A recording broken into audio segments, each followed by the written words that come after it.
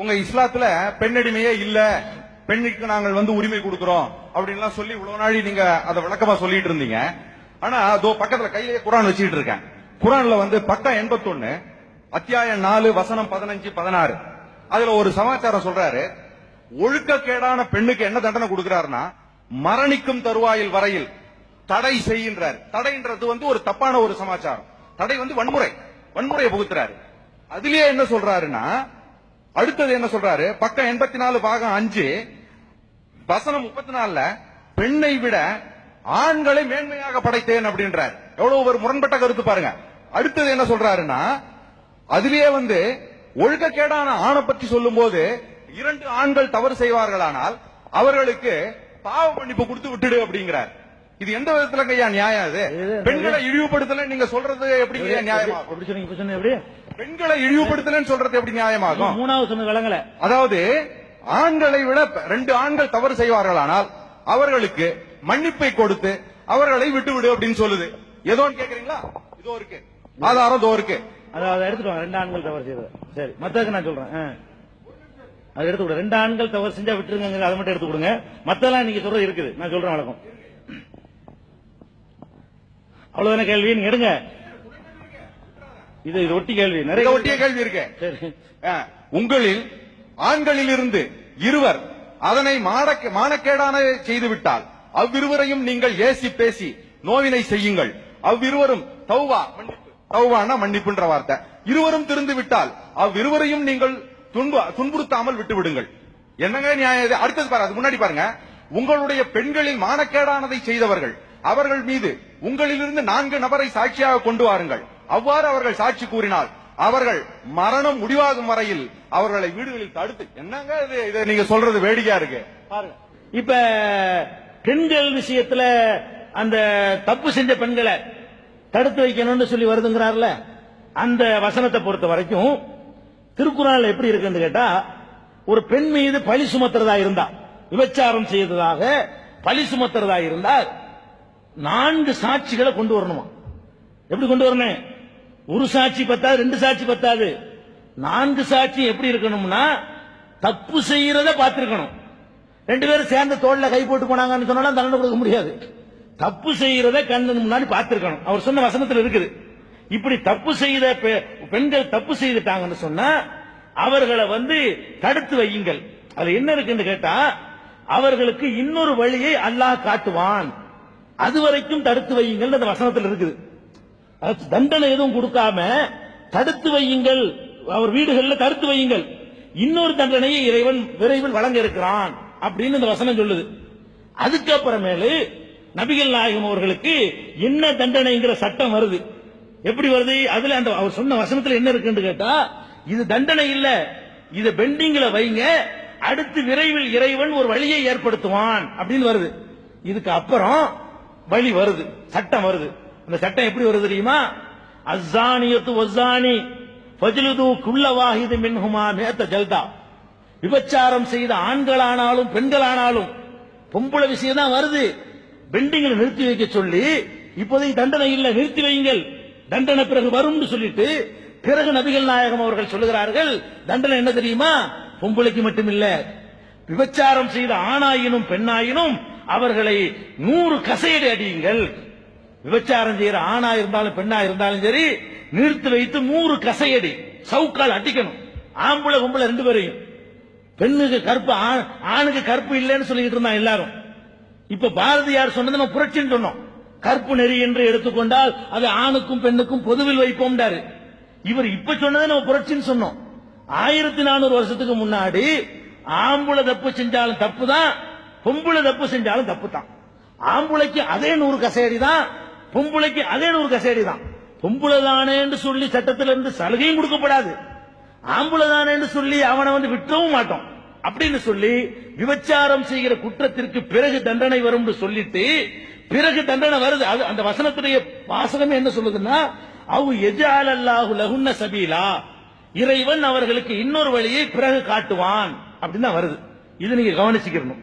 அதனால பெண்ணுரிமையை பாதுகாக்கிறதுல இஸ்லாம் ஒரே மாதிரியா தான் பாக்குது. இன்னும் சொல்றேன் கேளுங்க, ஒரு பெண் மீது ஆம்பளை மீது சொன்ன சட்டம் கிடையாதான், ஒரு ஆம்புல விபச்சாரம் செஞ்சுட்டான்னு வந்து ஒருத்தன் சொல்றான், சொன்னான்னு சொன்னா அவனுக்கு தண்டனை கிடையாது. பொம்புளை மேல ஒரு கற்பு பழி சொன்னான்னு சொன்னா அதுக்கு 80 கசேடியாம், விபச்சாரத்துக்கு ஈக்குவலாக நெருக்கி வருது பாருங்க.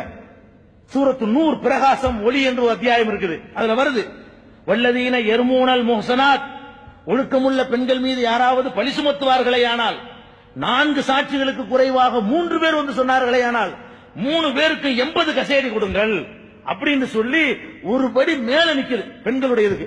ஆம்பளை மேல எப்படி சொன்னா உங்களுக்கு கசேடி கிடையாது, செஞ்ச தப்புல 2 பேருக்கு சமம். பழி சுமத்துறதுல ஆண் மீது பழி சுமத்தினால் அவனுக்கு ஒண்ணும் கிடையாது, இந்த 80 இல்ல.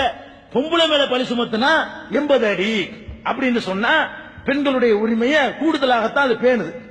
அடுத்து சகோதரர் சொன்னாரு, பெண்களை விட ஆண்களை சிறப்பாக்கி இருப்பதாக குர்ஆன் சொல்லுகிறது. இருக்குது குர்ஆன்ல, அவர் சொன்ன வசனம் குர்ஆன்ல இருக்குது. அதுல என்ன இருக்குது, அதுலயே பின்னாடி காரணம் வருது. அவர் பாதி படிச்சிருக்கிறாரு.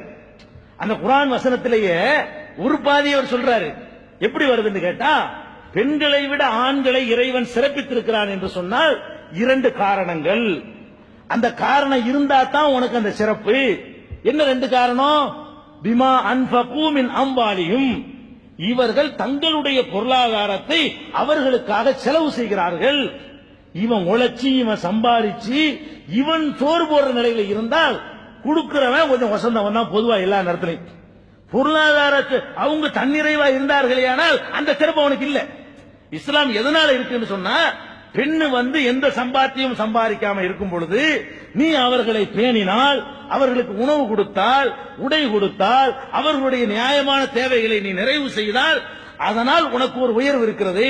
உயர்வுன்னு மொட்டையா சொல்லாம பிமா அன்ஃபகு மின் அம்வாலிஹிம், பொருளாதாரத்தை செலவு செஞ்சதுனால தாண்டா உனக்கு அந்த உயர்வு வருதுன்னு சொல்றான் இஸ்லாம் சொல்லுது. இன்றைக்கு பொம்புளைட்ட வாங்கி இவன் வாங்கி தின்றான்னா அந்த உயர்வு அவளுக்கு போயிருப்ப. ஒரு காரணத்தோட உயர்வு சொன்னோம்னு சொன்னா அது நீங்க காரணம் இல்லாட்டி அடிபட்டு போயிடும். இதை விளங்கிக்கணும். 2வது காரணம் என்னன்னு கேட்டா, உடற்கூறு ரீதியான காரணம் சொல்றோம். உடற்கூறு ரீதியாகவே வலிமை என்ற விஷயத்துல இவங்கிட்ட கொஞ்சம் கூட இருக்குது. இதை நீங்க மறுக்க முடியாது. பொம்பளை எல்லாம் கராத்த படிக்கிறான்னு சொல்லக்கூடாது. கராத்த படிக்கிற ஒரு பொம்பளை கராத்த படிக்காத ஆம்பளை தான் அடிக்க முடியும். ஆம்பளையும் கராத்த படிச்சுட்டு அடிக்க முடியாது. அது நீங்க எப்படி விளங்கிக்கணும்னா, உடற்கூறு ரீதியாக அந்த வலிமை யாரும் மறுக்க முடியாது. 100 கிலோத்துக்கு ஒரு தோல் வச்சுக்கிட்டு போய் மூட்டை ஏத்துவான், 200 மூட்டை ஒரு நாளைக்கு இறக்குவான் லாரில. அப்படி ஒரு பெண்ணுக்கு முடியாது.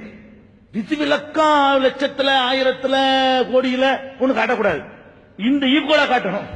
இதுக்கு அளவுல காட்டணும். இது பாதி அளவுக்கா காட்டணும். உடல் வலிமையில அவர்களை அல்லாஹ் மேம்படுத்தி இருக்கிறான்.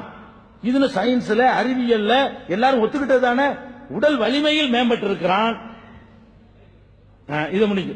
உடல் வலிமையில் மேம்பட்டு இருக்கிறான், பொருள் செலவு செய்யறதுனால சிறந்தவனா இருக்கிறான். அவ்வளவுதான். அடுத்தது ஒட்டி ஒரு சமாச்சாரம். இப்போ இல்லைங்க, ஒட்டி அவரை பெரிய தந்திரம் படிச்சுக்கிட்டாரு. சொல்லுங்க. ஒண்ணுக்குள் பலது ஒட்டின கேள்வி. சரி. அடுத்தது வந்து பெண்ணுக்கு நாங்க எதுவுமே கொடுமை செய்யறது இல்ல, அவ்வளவு உரிமை கொடுக்கிறோம் சொல்றோம். சமீபத்துல வந்த பத்திரிகை விண்ணாயகன் ஒரு பத்திரிகை வந்திருக்கு. இதோ வந்திருக்கு. இந்திரா பார்த்தசாரதி எம்ஐஆரை கொண்டு ஏற்றப்பட அந்த வரக்கூடிய ஒரு மாதம் இருமுறை ஒரு பத்திரிகை. அதுல ஒரு சமாச்சாரம் இங்க பாருங்க. ஜனவரி 26ஆம் தேதி ஒரு தற்கொலை சம்பவம் நடந்திருக்கு. வரதட்சணை கொடுமையால ஒரு தற்கொலை சம்பவம் நடந்திருக்கு. என்ன நடந்திருக்கு? ஒரு இளம் தாய் கொல்லப்பட்டிருக்கிறாள். 19 வயதான இளம் தாய் கொல்லப்பட்டிருக்கிறாள். அவருடைய பெயர் வந்து திருவிக்கா நகரை சேர்ந்த முகமது அன்வர்னு சொல்லி சாதாரண ஒரு ஆட்டோ ஓட்டக்கூடிய ஒரு தகப்பனுடைய மகளவா. அந்த அம்மா வந்து அந்த பெண், அவருடைய பெண்ணை என்ன பண்ணிருக்காங்கன்னா வரதட்சணை கொடுமையால இங்க இறந்திருக்காரு. இந்த இடத்துல இறந்திருக்காரு. வரதட்சணையே நாங்க வாங்கறத எதிர்க்கிறோம், மகர் இல்ல, மகர் கொடுத்து நாங்க கல்யாணம் பண்றோம் அப்படின்ற. இதோ இந்த இடத்துல நான் கேள்வி கேட்கிறேன். இத்தனை பேர்கள் இங்கெல்லாம் இருக்காங்க, இவ்வளவு இஸ்லாமிய சமுதாய மக்கள் அங்க இருக்காங்க. இத்தனை சமுதாய மக்களும் இம்மாதிரியான கொடுமைகளை ஒப்புக்கொள்ளாமல் இனிமேல் நாங்க வரதட்சணை வாங்க மாட்டோம், நாங்க ஒழுங்கா நடந்துக்கிறோம் சொல்ல தயாரா இருக்காங்களா? தயாரா இருக்கிற மாதிரி இவங்க எல்லாம் நடந்துப்பாங்களான்னு நான் இந்த இடத்த பார்த்து கேட்கிறேன்.